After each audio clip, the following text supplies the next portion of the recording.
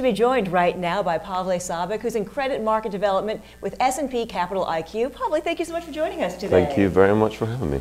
If you could start off by telling us exactly what kind of transactions your firm really focuses on. I mean, there isn't one answer for that really, because we focus across the board on all different kinds of transactions.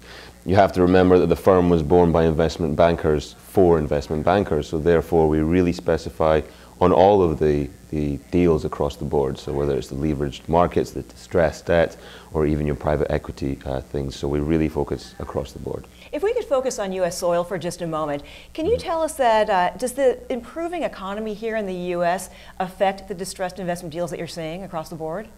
It's interesting actually, because we're seeing that a lot of US domiciled investment firms, private equities, are going for cross-border deals, which are of course a lot more complicated because of the cultural differences and the restructuring that you kind of find in different nations.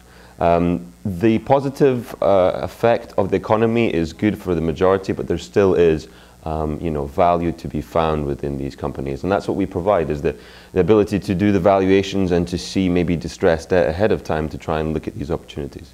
What factors would you say are often overlooked when really valuing a distressed asset or an investment for that matter? It's really looking at, let's say, a spectrum of credit risk measures to try and identify an early warning sign for that deteriorating credit.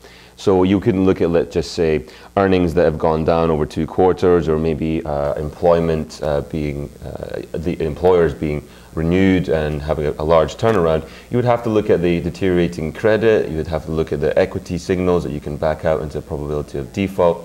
So there's a variety of different measures that you could look at to give you a holistic view of risk, if you like, before you can understand where that company is going and if you can apply it with distressed debt. And pretty much these red flags, are they what you see in most major companies that are distressed?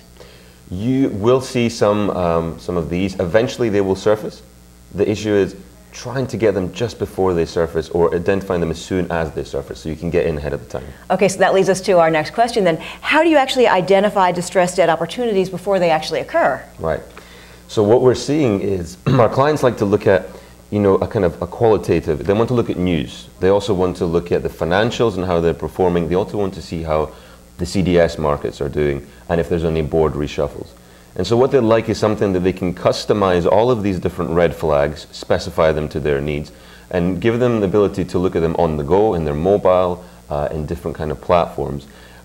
This is essentially what we provide, is all of this news in one place so we can save them the most valuable commodity, which is time, of course. Do you see a lot of opportunities out there in distressed investing throughout 2014?